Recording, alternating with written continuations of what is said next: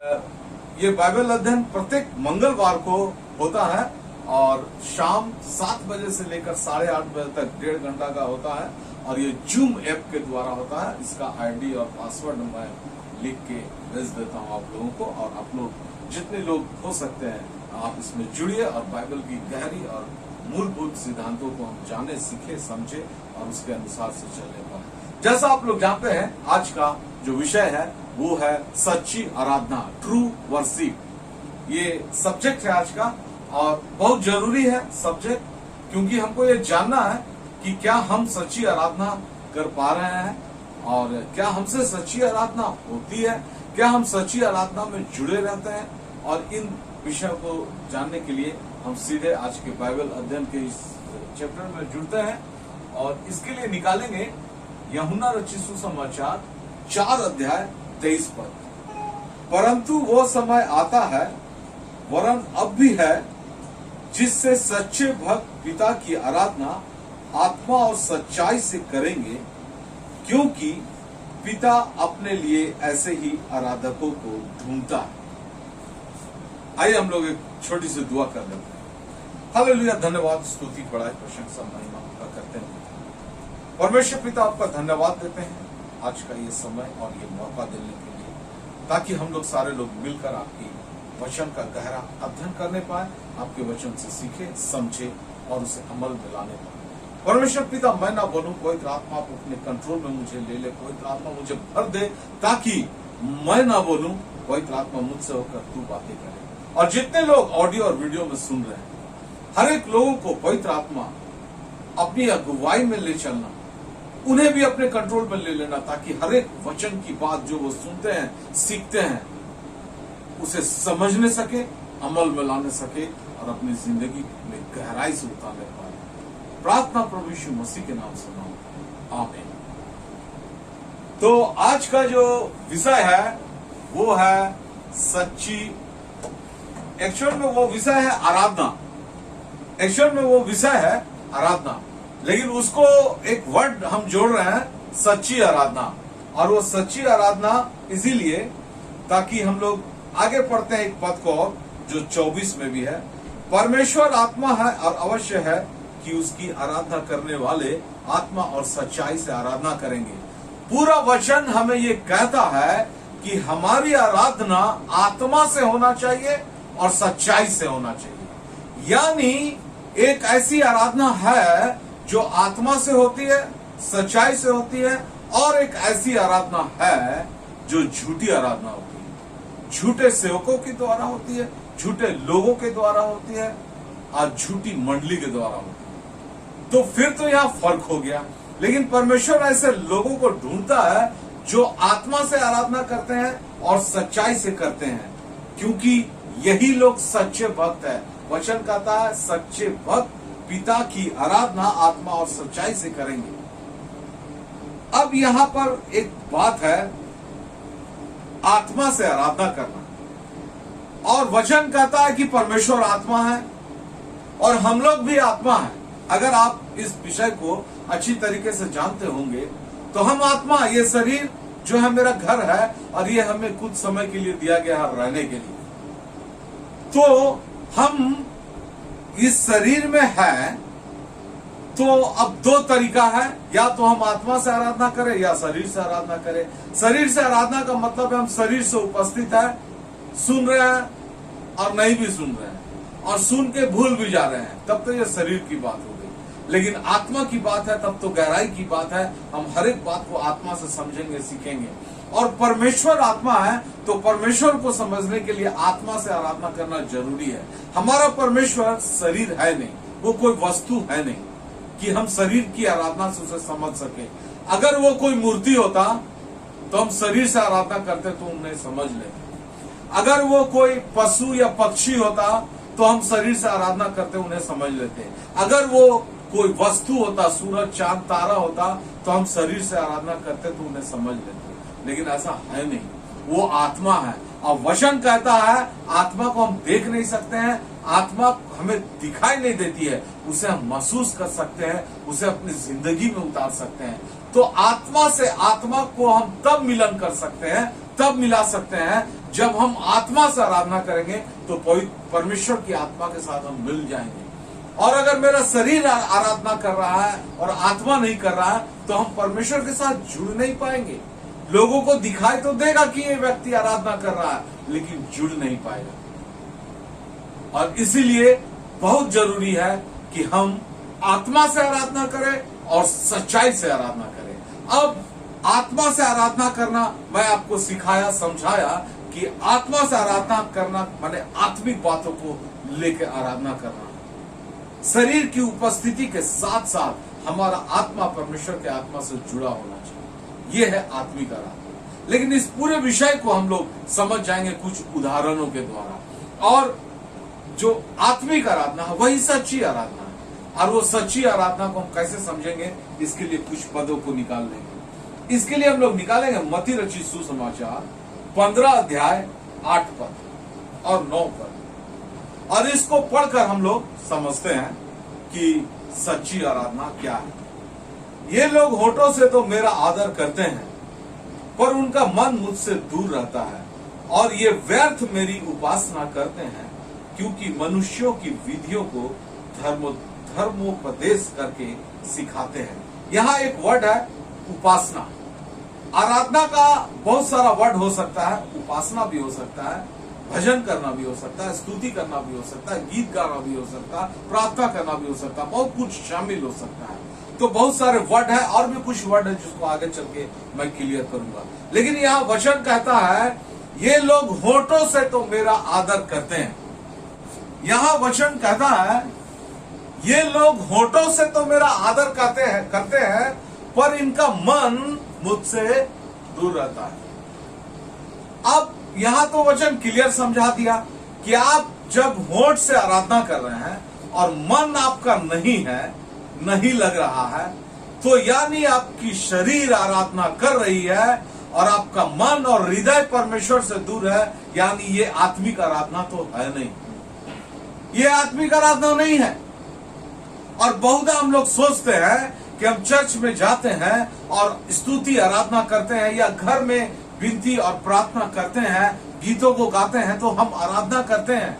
लेकिन आपके होठों से निकला हुआ आराधना के साथ साथ आपके मन से अगर वो बात निकल रही है तो वो आत्मिक आराधना और सच्ची आराधना है, और नहीं तो वो व्यर्थ की आराधना है। क्योंकि यहां पर पहला पॉइंट हम लोग सीखते हैं आराधना का मतलब, और ये सारे पॉइंटों को आप लिखते रहिएगा, मैं एक एक करके, चूंकि मैं कलीसिया में प्रचार कर नहीं रहा हूं कि बोर्ड रखूं और लिखते रहूं।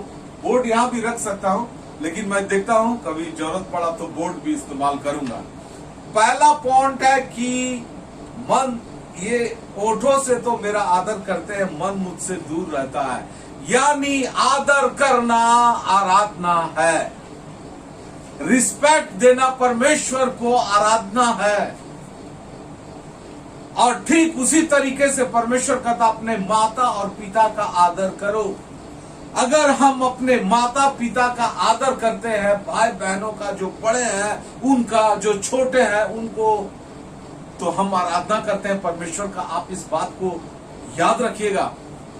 आप ऐसा नहीं सोच सकते कि मैं परमेश्वर को तो आदर देता हूं, माता पिता को नहीं देता हूं तो क्या हुआ, भाई बहनों को नहीं देता हूं तो क्या हुआ। फिर आपकी वो आराधना जो आपने परमेश्वर के साथ की थी वो सच्ची थी नहीं, वो शरीर से थी, मन से थी नहीं। और इसीलिए पहला पॉइंट परमेश्वर अपने वचन में कह दिया कि मुझे तुम आदर देते हो तो वो आराधना है, और ओठों से ही नहीं, मन से और हृदय से, अंदर से निकला हुआ। जैसे आप देखिएगा पति और पत्नी एक दूसरे का आदर करना चाहिए। कभी कभी ऊपरी मन से हम लोग आदर करते हैं, भीतरी मन से नहीं करते हैं, और इसीलिए बहुधा छोटा मोटा झगड़ा होना तो आम बात है। लेकिन कोई झगड़ा बहुत विशाल होता है, इतना होता है, इतना बड़ा होता है कि मार पीट, खून खराबे की नौबत आ जाती है, छोड़ने की नौबत आ जाती है, यानी वहां आदर नहीं था। और ये नौबत अगर आती है तो परमेश्वर कहता है एक दूसरे से प्रेम करो। तुम जिसको देखा है उसको अगर प्रेम नहीं कर सकते हो तो मुझसे कैसे प्रेम कर सकते हो, नहीं कर सकते हो, फिर तुम झूठ बोलते हो कि तुम मुझसे प्रेम करते हो। तो पहला पॉइंट है आदर, और दूसरा पॉइंट है ये व्यर्थ मेरी उपासना करते हैं और मनुष्यों की विधियों को धर्म उपदेश करके सिखाते हैं। आप अगर मनुष्य की बनाई हुई विधियों के द्वारा आराधना कर रहे हैं तो वो परमेश्वर की सच्ची आराधना है नहीं। जैसा आप देखिएगा किसी किसी चर्चों में प्रार्थना लोग अपने मन से नहीं करते हैं, उनके पास एक बुक होता है, किताब। वो चर्च का मैं नाम नहीं लेना चाहता हूं, आप समझ रहे होंगे। वो किताब को देख के ही वचन पढ़ते हैं, बाइबल भी नहीं खोलते हैं, और किताब को देख के ही प्रार्थना करते हैं, क्योंकि उनका जो डॉक्ट्रिन है, उनको उस कलीसिया को बनाने वाला, स्थापना करने वाला जो लोग था, वो जो लिख के गया उसको वो बाइबल से ज्यादा महत्व देते हैं और सिर्फ उसको पढ़ लेना ही परमेश्वर की आराधना समझते हैं। आप मनुष्य की बनाई हुई विधि से आराधना नहीं कर सकते हैं। आपको आराधना बाइबल से करना होगा, बाइबल के वचन के अनुसार करना होगा, बाइबल की विधियों के अनुसार करना होगा। आपके चर्च का डॉक्ट्रिन बाइबल के अनुसार होना चाहिए। कुछ चर्चों में है बच्चों का बपतिस्मा, कुछ चर्चों में है छिड़काव का बपतिस्मा। अब तो वो वचन के अनुसार नहीं है, तो वो आदमी जब आराधना करेगा तो कैसे करेगा? वो शारीरिक आराधना करेगा, आत्मा से कर नहीं सकता है। किसी किसी को आप बोल दीजिए वचन 5 मिनट बोलना है, अब वो 5 मिनट में क्या बोलेगा? बहुत शॉर्ट करेगा तो अपनी बात समझा नहीं पाएगा। अगर उसको बोल दीजिए कि तुम प्रार्थना करते समय ये तरीका है, तुमको रटा देते हैं, तुम इस शब्दों को बोल के प्रार्थना करना, और वो शब्द को रट के अगर वो प्रार्थना कर रहा है तो फिर वो तो सच्ची आराधना नहीं है। प्रार्थना उसके मन और हृदय से निकलना चाहिए। और वचन का प्रचार उतनी देर का होना चाहिए जितना देर में लोग सुने, समझे, अच्छे तरीके से डिसिप्लिन में रहे और अपने कान और आंखों को खोल के रखे। इतना देर नहीं होना चाहिए कि उसको नींद आ जाए, और इतना कम भी नहीं होना चाहिए कि हम अपने बातों को उसको समझा ही नहीं पाए, क्योंकि वो एक नियम के तहत चल रहे हैं, मनुष्य की बनाई हुई विधि के अनुसार चल रहे हैं कि 1 घंटा का चर्च होना चाहिए, 1.5 घंटा का होना चाहिए। आप चर्च का टाइमिंग का लिमिटेशन इतना रखें जहां स्तुति आराधना भी हो, गीत भी हो, प्रार्थना भी हो और वचन भी जबरदस्त ढंग से बता सके। मनुष्य की बनाई हुई विधियों से बाहर आना होगा हमको, तभी हम परमेश्वर की आराधना आत्मा और सच्चाई से कर सकेंगे।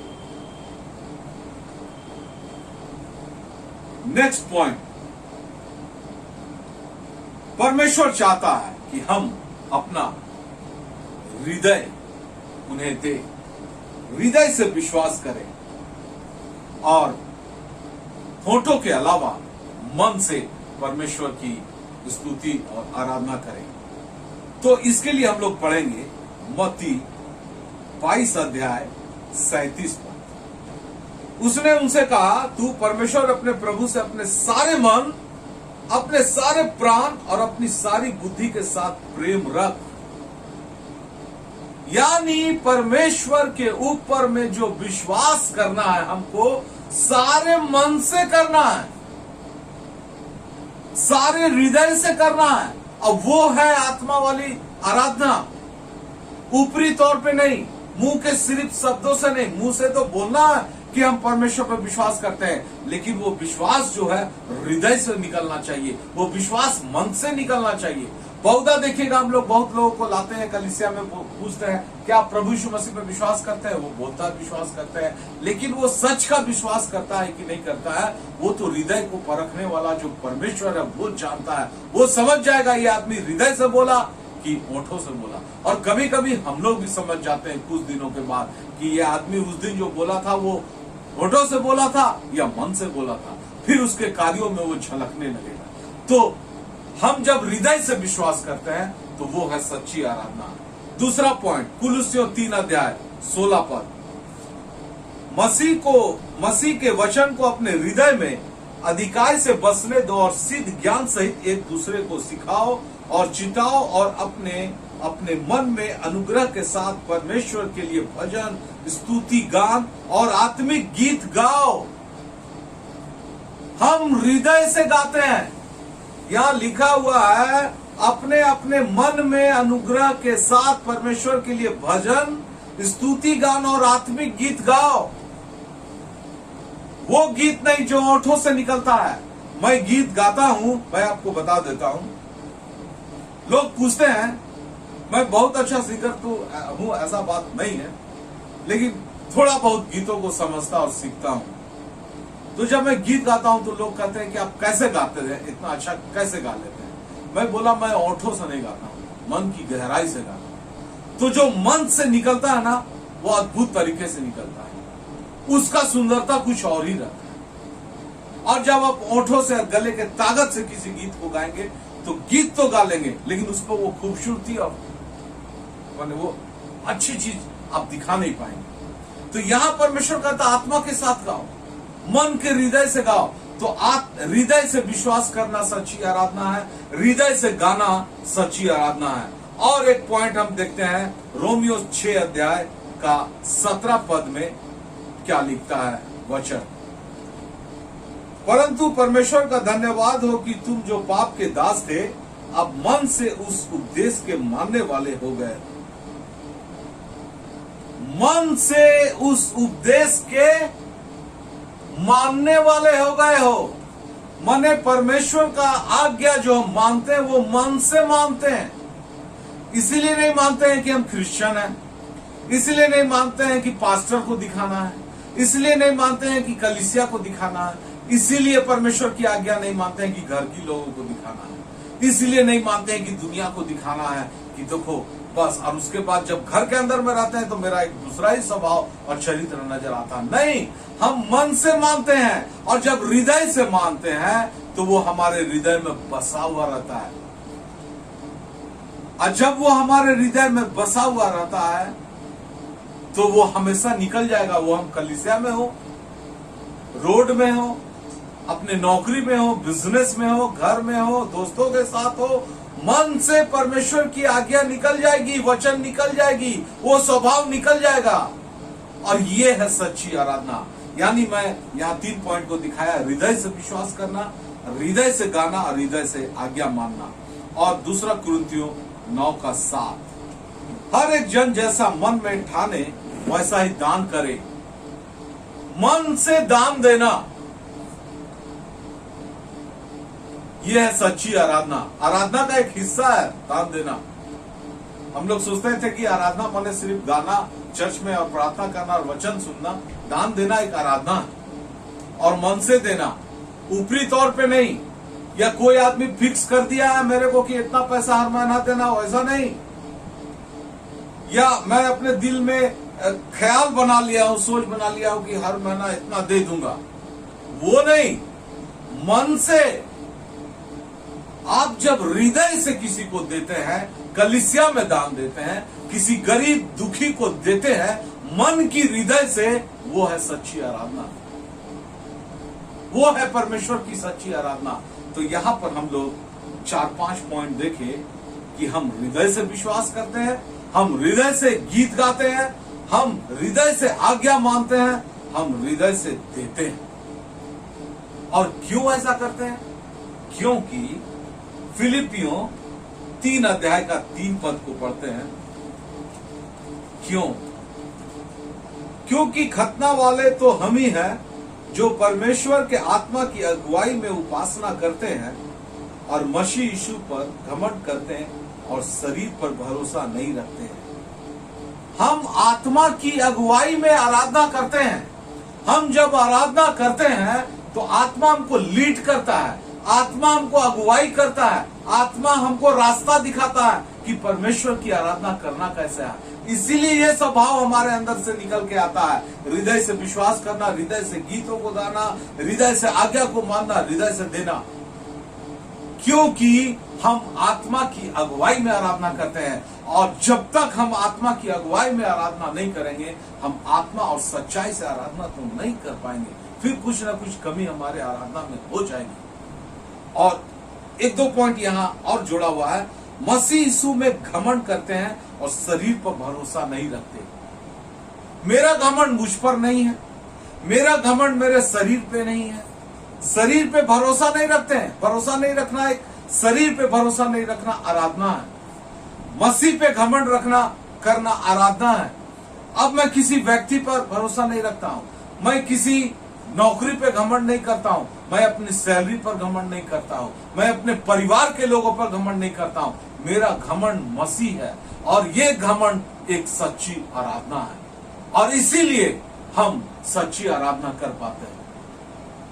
देखिए, मैं आपको समझा रहा हूं, बतला रहा हूं कि सच्ची आराधना क्या है, कैसे हमको करना है, कैसे हम कर सकते हैं और क्यों हमसे सच्ची आराधना होती है। क्योंकि हम आत्मा की अगुवाई में आराधना करते हैं, शरीर पे घमंड नहीं करते हैं, मसीह पे घमंड करते हैं, शरीर पे भरोसा रखते नहीं है, और यही है सच्ची आराधना। यूहन्ना 4:22 हम लोग यहीं से आज का पद शुरू किए थे और यहां एक बहुत इंपॉर्टेंट बात लिखा हुआ है, तुम जिसे नहीं जानते उसकी आराधना करते हो और हम जिसे जानते हैं उसकी आराधना करते हैं। हम किसकी आराधना करते हैं? जिसको हम जानते हैं। अन्य जाति संसार किसकी आराधना करता है? उसको वो जानता नहीं, और इसीलिए जब भी वो उसके लिए कोई मूर्ति और फोटो बनाता है तो हर साल उसमें कुछ ना कुछ बदलाव आ जाता है, हर साल तरीका चेंज हो जाता है, हर साल एक नया मूर्ति खड़ा हो जाता है। पता नहीं वो जानते भी हैं कि खोज रहे हैं। हम अपने परमेश्वर को जानते हैं और परमेश्वर को अच्छी तरीके से जानना सच्ची आराधना है। मेरे मसीह भाई बहनों और बच्चों और दोस्तों, अगर आप प्रभु यीशु मसीह को जान गए, जानने का प्रोसेस में जानने का कोशिश कर रहे हैं, दिन प्रतिदिन कुछ नया जान रहे हैं, नया सीख रहे हैं, आप सच्ची आराधना कर रहे हैं। यहां लिखा है वचन में, हम जिसे जानते हैं उसकी आराधना करते हैं। यानी हम जब आराधना करते हैं तो हम प्रभु परमेश्वर को जानते हैं। हम जब सच्ची आराधना करते हैं तो मसीह यीशु को जानते हैं। हम जब सच्ची आराधना करते हैं तो पवित्र आत्मा को जानते हैं, और ये जानना एक सच्ची आराधना है। और अगर आप परमेश्वर को नहीं जान रहे हैं और जानने का कोशिश नहीं कर रहे हैं, आप सच्ची आराधना में शामिल हो नहीं पाएंगे, जो आराधना आत्मा और सच्चाई से है। क्योंकि वचन कहता परमेश्वर ऐसे ही लोगों को ढूंढता है जो आत्मा और सच्चाई से आराधना करते हैं। ऐसे लोगों को परमेश्वर ढूंढता और अपने नजदीक आने देता है। क्या हम और आप करते हैं ऐसा? गंभीर विषय है और इसमें सोचने के लिए बहुत कुछ है हमारे लिए। और हम सीधे तौर पे आएंगे, उदाहरण कुछ एग्जाम्पल्स लेंगे बाइबल से, किन लोगों ने आराधना की परमेश्वर की और कैसे तरीके से की, और उनके तरीकों से हम और आप क्या सीख सकते हैं। और ये उदाहरण बहुत महत्वपूर्ण है और हम और आप इसे जानते हैं, बहुत बार पढ़े हैं, लेकिन फिर भी मैं आपका ध्यान आज इस तरफ ले जाना चाहता हूं, और वो भी इसीलिए कि इसमें कुछ खास छिपा हुआ है जो शायद आप इससे पहले देखे हैं कि नहीं देखे, मैं नहीं जानता हूं। हो सकता आप जानते हो इस विषय में, या हो सकता आप नहीं भी जानते हो। अगर आप नहीं जानते हो तो आप सीख लीजिए और इसे अपनी जिंदगी में उतार लीजिएगा। और ये उदाहरण 3 उदाहरण मैं दूंगा, और ये पहला उदाहरण जो है उत्पत्ति 22 अध्याय के 5 पद से है, अब्राहम के जीवन से है। अब्राहम कैसी आराधना किया परमेश्वर के समीप जाकर, हम लोग निकालेंगे उत्पत्ति 22 अध्याय और उसका 5 पद। यहां लिखा हुआ है, और उसने अपने सेवकों से कहा, गधे के पास यहीं ठहरे रहो, यह लड़का और मैं वहां तक जाकर और दंडवत करके फिर तुम्हारे पास आएंगे। और 22 अध्याय का हेडलाइन है अब्राहम के परीक्षा में पढ़ने का वर्णन। आपको ये कहानी बहुत अच्छे तरीके से पता है। अब्राहम को परमेश्वर बोला, अपना पुत्र इसहाक को लेकर मेरे लिए बलिदान चढ़ा दो। इस कहानी को आप जानते हैं। और वो जब पहाड़ में चढ़ रहा था तो अपने सेवकों से कहा कि तुम यहाँ नीचे खड़े रहो। क्या कहता है सेवकों से? तुम यहाँ खड़े रहो गधे के पास, मैं ऊपर जा रहा हूं पहाड़ में और परमेश्वर को दंडवत करके आऊंगा। और ये दंडवत सब हिंदी में लिखा हुआ, लेकिन इंग्लिश बाइबल में कुछ और लिखा है वर्ड, और मैं आपको आपका ध्यान वहीं ले जाना चाहूंगा। 22 अध्याय, उत्पत्ति 22 अध्याय 5 पद, और यह लड़का और मैं वहां तक जाकर और दंडवत करके फिर तुम्हारे पास आऊंगा। अब मैं इसको इंग्लिश में पढ़ता हूं। Abraham said to his young man, stay here with the donkey and I and the lad will go over there and we will worship and return to you. यहां दंडवत करने को इंग्लिश बाइबल में worship लिखा गया है, आराधना। परमेश्वर की आराधना करना, परमेश्वर के लिए बलिदान चढ़ाना, परमेश्वर के लिए कुछ देना, ये आराधना था। ये उस समय आराधना था।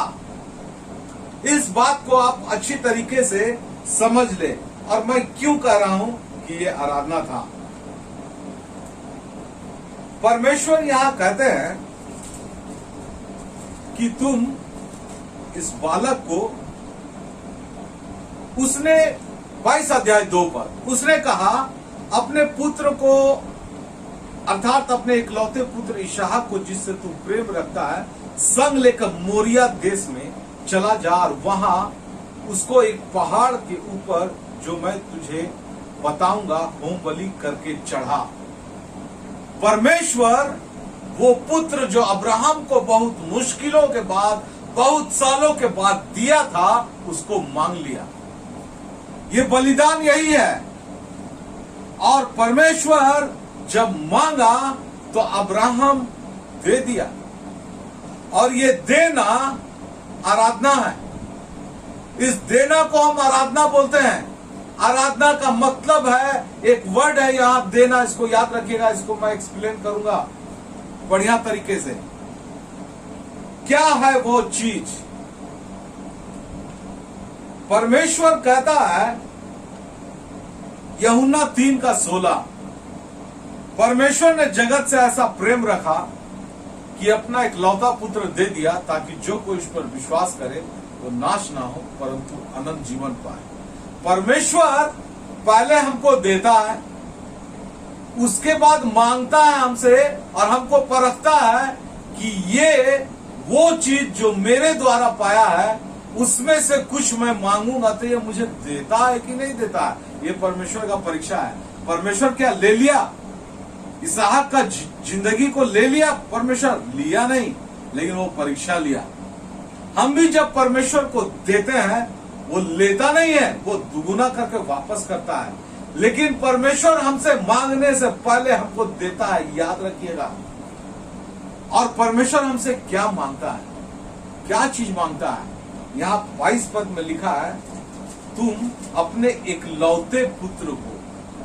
हमारे पास जो इकलौता चीज है, जो बहुत इंपॉर्टेंट चीज है, और जिससे तू प्रेम रखता है, जिससे हमको बहुत प्यार है, वही चीज परमेश्वर मांगता है। ये याद रखिएगा। परमेश्वर मांगता क्या है? वही चीज जो परमेश्वर हमको देता है। क्या यूहन्ना 3:16 में क्या कहा? परमेश्वर ने जगत से ऐसा प्रेम रखा कि अपना इकलौता पुत्र दे दिया, ताकि जो कोई उस पर विश्वास करे वो अनंत जीवन पाए। अब परमेश्वर आपका इकलौता पुत्र दिया, एक ही पद में पढ़िए, इकलौता पुत्र दिया, अब विश्वास मांगा, तुम विश्वास करो मुझ पर, और हृदय से विश्वास करो, फिर अनंत जीवन दूंगा। तो परमेश्वर पहले दिया, लास्ट में दिया, बीच में मांगा। और ये जो मांगा, वो जब हम परमेश्वर को देते हैं तो वो है सच्ची आराधना। वही है सच्ची आराधना। परमेश्वर हृदय से हमारा विश्वास को मांगता है, परमेश्वर हमारा मन को मांगता है, परमेश्वर हमारे हृदय को मांगता है। और हमारे पास ये इकलौता है, और बड़ा इंपॉर्टेंट चीज है, और हमको इससे बड़ा प्रेम है। आपको मैं बताता हूं, सुबह चर्च की आराधना होती है, और किसी व्यक्ति को नींद बहुत प्यारा, सुबह का संडे का नींद, और वो नींद के कारण चर्च लेट जाता है या नहीं जाता है। अब परमेश्वर कह रहा है कि वो जो चीज जिससे तुम प्रेम करता हो उससे पूछो, तो बोलेगा सुबह का नींद जो है ना अंकल, ब्रदर, वो मुझे बहुत प्यारा है। और ये प्यारा चीज परमेश्वर मांग रहा, वो जो समय जो तुम्हारा प्यारा समय है नींद का, सुबह का, वो मुझे दे दो, मेरे आराधना के लिए लगाओ। दिन में 2 बार या 3 बार आप परमेश्वर से दुआ करें, प्रार्थना करें। परमेश्वर आपका समय मांग रहा है हृदय से। अब परमेश्वर कहता है कभी कभी हमारा हृदय कभी किसी अन्य जाति पे प्रेम हम कर बैठे और हम परमेश्वर को भूल गए, उस अन्य जाति से शादी कर ली। परमेश्वर कहता है वो हृदय जो हम मांगे थे तुमसे, वो हृदय जो मुझे देना था, वो तुम किसी और व्यक्ति को दे दिया। और वो हृदय चाहिए, और वो मन और हृदय और विश्वास वो इकलौता है हमारे पास और बड़ा प्रिय है, वो हम दूसरे को देना चाहते हैं। हम किसी को बोलते हैं तुम वो सिनेमा हॉल क्यों गया फिल्म देखने, मेरा बड़ा मन करता है, बड़ा अच्छा लगता है अंदर से कि हम उस फिल्म को देखें। हमको बड़ा अच्छा लगता है फिल्म देखना, हमको अच्छा बड़ा मन लगता है दोस्तों के साथ घूमना, हमको बड़ा मन लगता है दोस्तों के साथ एंजॉय करना। अब परमेश्वर कहता वो मन जो कहता है वो मन मुझको दे दो। अब वो तुम्हारा इकलौता मन है, अब वो तुम्हारा प्रिय मन है, मुझे दे दो। हम कहते हैं परमेश्वर हम आपको नहीं देंगे, दुनिया के साथ लगाएंगे। और यही चीज अब्राहम दे दिया। और ये मन और हृदय और ये शरीर, ये हमको दिया कौन है? परमेश्वर दिया। ये जो सुबह का नींद है, ये हमको दिया कौन है? परमेश्वर दिया। अब परमेश्वर दे के हमसे मांगा है, हमारा नहीं है। वो हमारा नहीं है कि हम परमेश्वर को दे सके। इसके लिए एक पद है बड़ा अच्छा, वहीं पर हम लोग पढ़ते हैं 22 पद में क्या हुआ उसके साथ। परमेश्वर ने कहा क्योंकि तूने जो मुझसे अपने पुत्र वरन अपने इकलौते पुत्र को भी नहीं रख छोड़ा, इससे मैं अब जान गया हूं कि तू मेरा भय मानता है। अब यह एक वर्ड है भय। परमेश्वर का भय मानना आराधना है।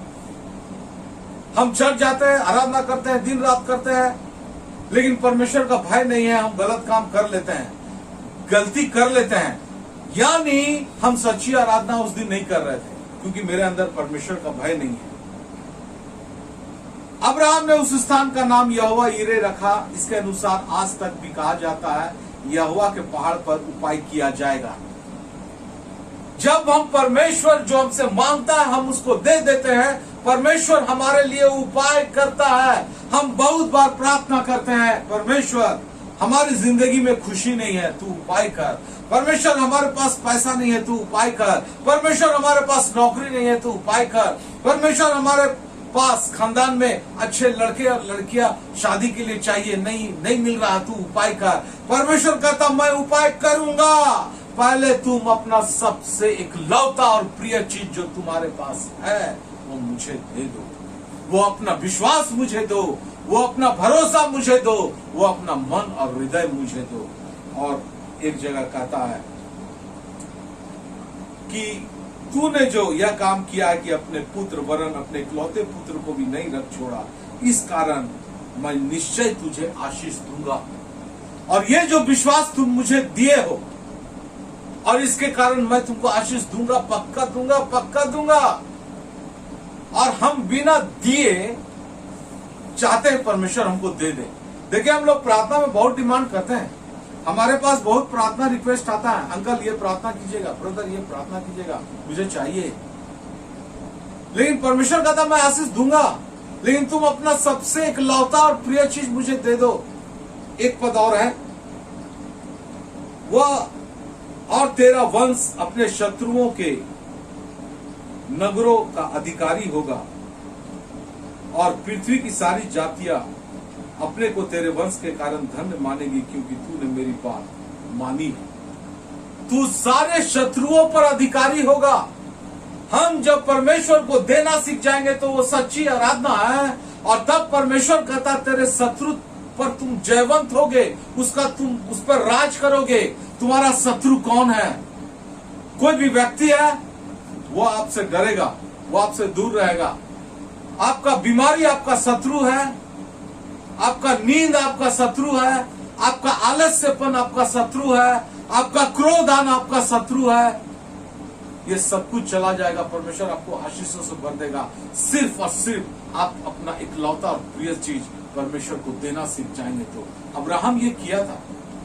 अब्राहम अपना सबसे इकलौता बेटा और जो सबसे प्रिय बेटा था, जो परमेश्वर ही दिया था उसको, परमेश्वर मांगा, वो परमेश्वर को खुशी खुशी देने चला गया। क्या आप और हम देंगे?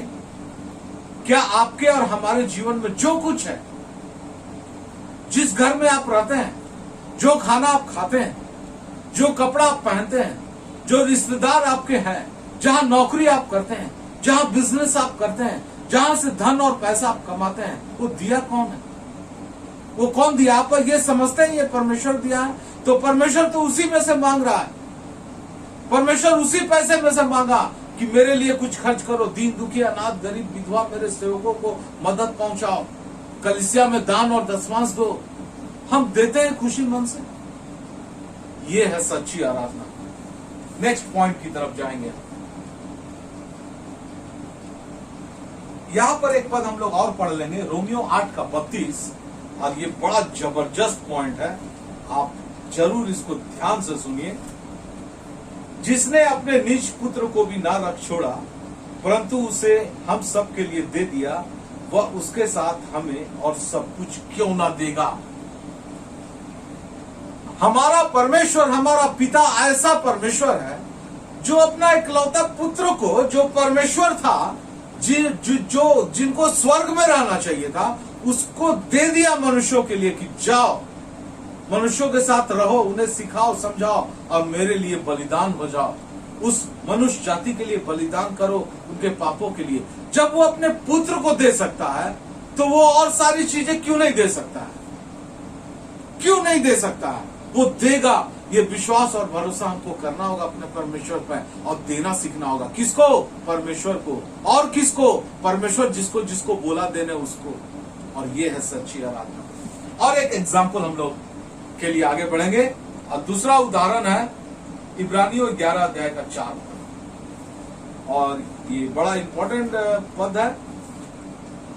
विश्वास ही से हाबिल ने कैन से उत्तम बलिदान परमेश्वर के लिए चढ़ाया, और उसी के द्वारा उसके धर्मी होने की गवाही भी दी गई, क्योंकि परमेश्वर ने उसकी भेंट के विषय में गवाही दी, और उसी के द्वारा वो मरने पर भी अब तक बातें करता है। इसको हम लोग उत्पत्ति 4:3 में पढ़ते हैं, और हम लोग बहुत बार पढ़े। कैन और हाबिल अपना भेंट परमेश्वर को देने गया, और परमेश्वर हाबिल का भेंट ग्रहण किया, कैन का नहीं किया। इससे कैन क्रोधित हुआ। परमेश्वर समझाया उसको कि अगर तू उत्तम बलिदान लाता तो क्यों नहीं ग्रहण किया जाता, लेकिन वो उत्तम बलिदान दिया नहीं था, और इसलिए उसका भेंट ग्रहण नहीं किया। तो वो हाबिल का खून भी कर देता है। ये घटना को हम लोग जानते हैं। यहां परमेश्वर को देने की बात है, परमेश्वर को भेंट चढ़ाने की बात है, यानी परमेश्वर को देना है। और क्या देना है? उत्तम। और इसको हम लोग पुराने नियम में पढ़ते हैं, लेवी व्यवस्था 1:10 में बलिदान की प्रथा में किस तरह का बलिदान उत्पत्ति में चढ़ाया जाता था, क्योंकि इसको देखना बहुत जरूरी है। वो बलिदान मेमना चढ़ाते थे, तब याजक यदि वह भेड़ों या बकरों की होम बलि चढ़ाए तो निर्दोष नर को चढ़ाए। निर्दोष नर। आप देखिएगा बलिदान कैसे चढ़ाना था यहूदियों को। वो 1 वर्ष से कम का मेमना हो, वो बच्चा पैदा नहीं किया, निर्दोष, यानी वो बच्चे पैदा करने के संलग्नता में कभी रहा नहीं, प्लस वो खूबसूरत हो, देखने में सुंदर हो, उसमें कोई दाग धब्बा ना हो, वो बीमार ना हो, वो हिष्ट पुष्ट हो, दुबला नहीं हो। आप देखिएगा दूसरे समाज में, दूसरे पंथ में लोग बलिदान चढ़ाते हैं, तो इस तरह का बलिदान भी चढ़ाते हैं।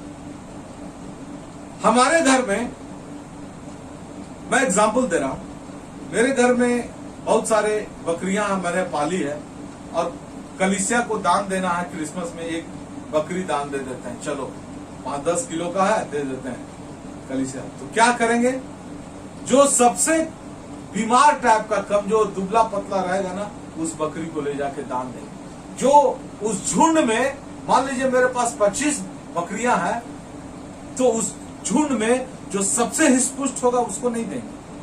आप देखिएगा, आपके घर में आम का पेड़ है, आप आम तोड़े कम से कम 40-50 किलो और आधा किलो 1-1 किलो मोहल्ला में बंटवा दिए या चर्च के लोगों को बांटे, तो आप कैसा आम चुन के दीजिएगा, कैसा आम चुनिएगा? जो आम सबसे बेहतर है उसको चुन के घर के लिए रखिएगा, और जो थोड़ा कमजोर है, जिसमें थोड़ा दाग धब्बा है, उसको पड़ोसियों को बांटिएगा या चर्च में दान दीजिएगा। मैं बता रहा हूं, और मैं बताता हूं, आप जब चर्च में दान देते हैं तो पर्स निकालें, और आपके पर्स में बहुत पैसा है, 10 का नोट है, 50 का है, 100 का है, 500 का है, जो भी आपको जो भी पैसा देना है, और वो नोट अगर 2 ठो है, तो जो सबसे नोट अच्छा है, कड़कड़ बढ़िया, उसको पर्स में वापस रख दीजिएगा। जिसमें थोड़ा सा पुराना हो गया, थोड़ा सा ठीक नहीं दिख रहा है, उसी को निकाल के दान में दीजिए। ऐसा करते हैं, हम आपको नहीं बोल रहे हैं, ऐसा लोग करते हैं। यानी हम सबसे उत्तम बलिदान चढ़ाने के स्वभाव में नहीं पाए जाते हैं। अब परमेश्वर कहता है सबसे उत्तम बलिदान चढ़ाओ, और ये जो निर्दोष नर है, ये प्रभु यीशु मसीह अपना बलिदान चढ़ाया क्योंकि वो निर्दोष था। बाइबल में लिखा हुआ उसमें कुछ भी पाप नहीं था, ये प्रभु यीशु मसीह को इंडिकेट कर रहा है। अब फिर ये कहा गया है वचनों में कि हमको अपने आप को परमेश्वर को चढ़ाना है। तो कैसा? हम जब पापी थे तभी चढ़ा दिए अपने आप को। परमेश्वर मैं पापी हूं, आपके नजदीक आता हूं, माफ कीजिए। अब परमेश्वर माफ किया, अब क्या करना है? अब हमको निर्दोषता को साबित करना है, हमको निर्दोष रहना है, अपने आप को शुद्ध बनाना है, अपने आप को पवित्र बनाना है। यही है परमेश्वर को देना। परमेश्वर जिस दिन मैं आपके पास आया था, उस दिन तो मैं पापी और दोषी होकर आया था, लेकिन अब मैं प्रतिदिन आपके पास आ रहा हूं, धीरे धीरे अपने आप को शुद्ध और पवित्र करते जा रहा हूं। क्या आप कर रहे हैं कि वो जिस दिन आप मसीहत में आए थे, उस दिन जितना बड़ा पापी हम और आप थे, आज भी उतना ही बड़ा पापी है, और परमेश्वर के सामने अपने आप को चढ़ाने जाते हैं, कहते हैं परमेश्वर मैं उतना ही बड़ा पापी हूं, आपके सामने चढ़ाता हूं अपने आप को जितना पहले हुआ करता था। क्या आपकी गलतियों की संख्या कम नहीं हुई? क्या आपने मसीहत की तरफ आगे नहीं बढ़ा? और ये है अपने आप को शुद्ध करते रहना, पवित्र करते रहना और निर्दोष करते रहना, और इस तरीके से परमेश्वर को चढ़ाना। ये है परमेश्वर को देना। ये दूसरा एग्जाम्पल है। मैं 2 उदाहरण दिया आपको, एक अब्राहम से, एक कैन हाबिल, और मूसा के जमाना में जो बलिदान चढ़ाया जाता। और तीसरा एग्जाम्पल और भी बेहतर है, और उसको हम लोग नया नियम से देखेंगे और उसको सीखेंगे। मत्ती 2 अध्याय 10 पद। उस तारे को देखकर वे अति आनंदित हुए। उन्होंने उस घर में पहुंचकर उस बालक को उसकी माता मरियम के साथ देखा और मुंह के बल गिरकर बालक को प्रणाम किया और अपना अपना थैला खोलकर उसको सोना और लोबान और गंधरस की भेंट चढ़ाई। बस इसका हेडिंग पढ़ लीजिएगा, मत्ती 2 अध्याय, ज्योतिषियों का आगमन। इस कहानी को भी आप लोग अच्छी तरीके से जानते हैं, लेकिन चलिए इसमें कुछ एक नया ढूंढते हैं। ये ज्योतिषी लोग यीशु मसीह को ढूंढते हुए पहुंचे गौशाला में, और जब वहां पहुंचे तो मुंह के बल गिरकर दंडवत किया। ऐसा लिखा हुआ है, देखिए, मुंह के बल गिरा, एक पॉइंट, दंडवत किया दूसरा पॉइंट, और तीसरा अपना अपना थैला खोलकर सोना, लोबान और गंधरस की भेंट चढ़ाई। अब ये वाला जो दंडवत है, ये भी वर्शिप है। चलिए इंग्लिश बाइबल से देखते हैं। मैं आपको इंग्लिश वर्ड देखिए, ये यहाँ पर जो उदाहरण मैं दे रहा हूं, ये बड़ा इंपॉर्टेंट है। दंडवत करना, प्रणाम करना, इससे हम क्या समझते हैं? मत्ती 2 अध्याय। और उस घर में पहुंचकर उस बालक को उसकी माता मरियम के साथ देखा और मुंह के बल गिरकर उसे प्रणाम किया। अब इंग्लिश में पढ़ते हैं इसको। When they saw the star, they rejoiced exceedingly with great joy. After coming into the house, they saw the child with Mary, his mother, and they fell so the ground and worship him. यहां प्रणाम करना को worship कहा गया है। प्रणाम करना माने वो आराधना करने गया। तो यहां पर आराधना का 3 तरीका बताया गया है। मुंह के बल गिरकर नीचे गिर जाना। नीचे गिरना से क्या साबित होता है? नीचे गिर जाना माने लेट किया हुआ आदमी, साष्टांग लेट गया। अब इसको कहते हैं अपने आप को शून्य बना लेना। अब देखिएगा, जब कोई क्रिमिनल को पुलिस वाला पकड़ता है और बहुत पिटाई करना चालू करता है, मारना, तो वो पूरा नीचे ऐसे ही गिर जाता है मुंह के बल और रिक्वेस्ट करता है मुझे छोड़ दीजिए। यानी वो अपने आप को शून्य बना लिया। वो अपने आप को बहुत पहलवान समझ रहा था पहले, बहुत बड़ा क्रिमिनल है, ये कर देंगे, चोरी कर लेंगे, मर्डर कर देंगे, जिसको बोलेगा देख लेंगे, सब कुछ कर देंगे। अब पुलिस का जब डंडा पड़ा तो उसके सामने अपने आप को बना लिया शून्य। हमको परमेश्वर के सामने अपने आप को शून्य बनाना है, जीरो। परमेश्वर में कुछ हूं नहीं, मैं इंजीनियर हूं, मैं डॉक्टर हूं, मैं नौकरी करता हूं, मैं बिजनेस करता हूं, मेरा सैलरी 10,000 है, 50,000 है, 1 लाख है, 2 लाख है। परमेश्वर के सामने शून्य, मैं कुछ नहीं हूं, परमेश्वर शून्य हूं। और गिरने का मतलब है अब अपने आप को सौंप देना। वो क्रिमिनल पुलिस के हाथों में गिरा तो अपने आप को सौंप दिया कि लीजिए जो करना कर लीजिए, लेकिन हमको माफ कर दीजिए। अब पुलिस भी कितना डंडा मारेगा, मारने के बाद थक जाता है, छोड़ देता है, ठीक है चलो इसको छोड़ देते हैं या बंद कर देते हैं। तो हम परमेश्वर के सामने अपने आप को सौंप देते हैं गिरते समय। सच्ची आराधना है अपने आप को शून्य बनाना। सच्ची आराधना है परमेश्वर के सामने अपने आप को सौंप देना और उसके अनुसार से चलना। अब वो पुलिस जो बोलेगा वो वही करेगा, यहां जाओ वहां जाएगा, ये करो वो करेगा। तो हम परमेश्वर के सामने शून्य बनाएंगे, यानी परमेश्वर जो जो बोलेगा हमको, हम वही वही काम करेंगे, और इसको कहते हैं आराधना। और तीसरा, वो अपना थैला खोलकर सबसे कीमती सामान भेंट चढ़ाया। सबसे कीमती सोना, लुबान और गंधरस, उस जमाने का सबसे कीमती। और परमेश्वर को जो हम अपना सबसे कीमती चीज देते हैं वो है सच्ची आराधना। क्या चीज है मेरे पास सबसे कीमती? क्या चीज हो सकता है सबसे कीमती? कहा जाता है टाइम इज मनी, समय एक बहुमूल्य धन है। आप अपना समय परमेश्वर को देते हैं, प्रतिदिन 2 वक्त दुआ प्रार्थना करते हैं, सुबह जागते साथ, रात को सोने से पहले, और कभी कभी नौकरी और बिजनेस के समय में दोपहर में भी 3 वक्त का हो जाए बहुत बढ़िया, नहीं तो कम से कम 2 वक्त। और रविवार की आराधना, शुक्रवार की फास्टिंग प्रेयर, उपवास प्रार्थना, मंगलवार या बुधवार की कॉटेज प्रेयर मीटिंग, घरेलू प्रार्थना सभा, उसके लिए आप समय निकालते हैं। आप बोलते हैं समय नहीं मेरे पास, क्योंकि परमेश्वर पिता को आप ये बताते हैं मेरा पास जो समय है वो सबसे कीमती समय है, वो सबसे बहुमूल्य है, वो मैं आपको नहीं दे सकता हूं। कभी कभी दे दूंगा जब मुझे समय मिलेगा, लेकिन हर वक्त, हर पल, हर क्षण तो दे नहीं सकता हूं। और इसीलिए परमेश्वर कहता अपना सबसे कीमती चीज मुझे दो, क्योंकि ये ज्योतिषी अपना सबसे बहुमूल्य चीज दे दिया था। और वो बहुमूल्य चीज हमसे परमेश्वर मांगता है, क्योंकि समय हमको दिया गया है। हर एक व्यक्ति को 24 घंटा का समय दिया गया। कौन दिया है? परमेश्वर दिया है। वो जो दिया है वही मांग रहा है, हमसे कुछ नया चीज नहीं मांगा, हमसे कुछ एक्स्ट्रा नहीं मांगा, हम अपने से कमा के कुछ नहीं दे रहे हैं परमेश्वर को।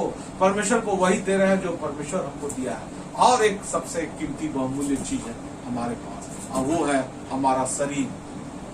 कहावत है, स्वास्थ्य एक बहुमूल्य धन है।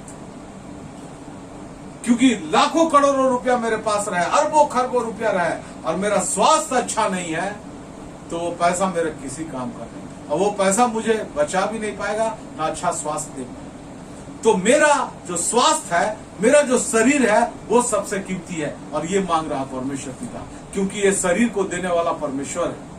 ये शरीर वही दिया हमको, परमेश्वर, और तब मांग रहा है। तो शरीर मांग रहा है, इसका मतलब क्या हुआ? हम शरीर से परमेश्वर के लिए उपस्थित रहे, शरीर से परमेश्वर के लिए काम करें, शरीर से परमेश्वर की आज्ञाओं पे चले, और ये है सच्ची आराधना। अपना सबसे, अब्राहम अपना सबसे इकलौता चीज दिया था, अपने सबसे प्रिय चीज दिया था, और यहाँ ज्योतिषी अपना बहुमूल्य चीज दिया था। और ये कीमती और बहुमूल्य चीज आज परमेश्वर हमसे और आपसे मांगता है, और हमको देना, ये है सच्ची आराधना। ये 3 उदाहरण से हम लोग समझे। क्योंकि मैं आपको देना देना शब्द पे जोर क्यों दिया? क्योंकि मसीही चरित्र, सच्चा मसीही देना है, ना कि लेना। क्योंकि इसको हम लोग प्रेरितों के काम 20 अध्याय का 36 पद में पढ़ते हैं। वहां पर ये पद लिखा हुआ है, 35 पद में लिखा हुआ है, मैंने तुम्हें सब कुछ करके दिखाया कि इस रीति से परिश्रम करते हुए निर्बलों को संभालना और प्रभु यीशु के वचन स्मरण रखना अवश्य है, जो उसने आप ही कहा है, लेने से देना धन्य है। लेने से देना धन्य है, बाइबल में लिखा, वचन में। परमेश्वर से हम मांगते हैं ना हमेशा, अच्छा स्वास्थ्य दे, धन दे, दौलत दे, घोड़ा दे, गाड़ी दे, बंगला दे, नौकरी दे, अच्छी बीवी दे, अच्छा पति दे, सब कुछ मांगते हैं, अच्छी बात है। इससे अच्छी बात है, लेने से देना धन्य है। हम परमेश्वर को जो देते हैं, अपना इकलौता चीज देते हैं, अपना सबसे प्रिय चीज देते हैं, अपना सबसे बहुमूल्य चीज देते हैं, अपना शरीर को सौंप देते हैं, अपना कीमती समय को दे देते हैं परमेश्वर को, अपना रुपया पैसा को देते हैं परमेश्वर को। हम ये नहीं कह रहे हैं कि सारा धन ले जाकर परमेश्वर को दे दीजिए। वो जितना बाइबल में लिखा हुआ, वचन में लिखा हुआ, नए नियम में, जो परमेश्वर का है वो परमेश्वर को दो, जो कैसर का कैसर को। तो परमेश्वर का क्या है, कितना है, ये आप डिसाइड कीजिए, ये अपने दिमाग में सोचिए। इसका एक प्रचार मैं बहुत जल्दी करने वाला हूं, और वो देना, वो है सच्ची आराधना। और एक अंतिम पद पढ़कर मैं आज का वचन समाप्त करूंगा। सूची 2 कुरिन्थियों 12 अध्याय का 14 पद निकालूंगा। देखो, मैं तीसरी बार तुम्हारे पास आने को तैयार हूँ, और मैं तुम पर कोई भार न रखूंगा, क्योंकि मैं तुम्हारी संपत्ति नहीं, वरन तुम ही को चाहता हूँ। बस, क्योंकि मैं तुम्हारी संपत्ति नहीं, वरन तुम ही को चाहता हूँ। वचन कहता, मैं तुम्हारी धन संपत्ति दौलत नहीं चाहता हूँ, मैं तुमको चाहता हूँ। तुम इंसान को, तुम अपने आप को सौंप दो मुझे। तुम अपने आप को शैतान को मत सौंपो, तुम अपने आप को संसार को मत सौंपो, तुम अपने आप को किसी मनुष्य के हाथ में मत सौंप दो। तुम अपने आप को परमेश्वर के हाथों में सौंपो। तुमको चाहता हूँ, और ये परमेश्वर के नजर में सबसे इकलौता है, ये परमेश्वर के नजर में सबसे प्रिय है, ये परमेश्वर के नजर में सबसे कीमती और बहुमूल्य है। हमको अपने आप को सौंपना है, और ये है सच्ची आराधना। आप सोच रहे होंगे चर्च में गीत गाना सच्ची आराधना है, वो आराधना है, बिल्कुल। वचन पढ़ना सच्ची आराधना है, बिल्कुल है। दुआ प्रार्थना करना सच्ची आराधना है, बिल्कुल है। कलीसिया में सेवा करना सच्ची आराधना बिल्कुल है। लेकिन इन सब से ऊपर परमेश्वर को आप क्या देते हैं, अपने आप को देते हैं कि नहीं, वो सच्ची आराधना है। और इस आराधना को हम लोग आज सीखेंगे, और आज से शुरू करेंगे, और आज से इसको अपनी जिंदगी में अमल में लाएंगे। अपने आप को जो इकलौता है, मेरा ये शरीर इकलौता है, और मेरा ये शरीर प्रिय है। ये शरीर को कुछ तकलीफ होता है, हमको बहुत दुख होता है, और ये शरीर मेरे लिए कीमती है। और ये इकलौता प्रिय और कीमती चीज को परमेश्वर आज मांग रहा है, क्योंकि ये शरीर को दिया उसी ने है। वो बिना दिए कुछ मांगता नहीं है, वो दिया है, वो मांग रहा है, और हमको अपने आप को उसको देना है। क्योंकि वो बोला है कि जो तुमको पुत्र को दे सकता है वो सारी चीजें तुमको दे सकता है। अगर हम ये वाला चीज परमेश्वर को देना सीख गए, परमेश्वर हमारी जिंदगी की हर एक चीजों को दे देगा। हमको धन चाहिए देगा, दौलत चाहिए देगा, संपत्ति चाहिए देगा, अच्छा स्वास्थ्य चाहिए देगा, नौकरी चाहिए देगा, बिजनेस अच्छा होना चाहिए देगा, अच्छा पति पत्नी चाहिए देगा, और बहुत सारी चीजें देगा, सब चीज देगा। पहले हमको देना सीखना होगा, ये शरीर परमेश्वर को देना होगा। परमेश्वर आप सबों को इस वचन के द्वारा से बहुत आशीषों से भरे और परमेश्वर आशीष दे आपको। आइए हम लोग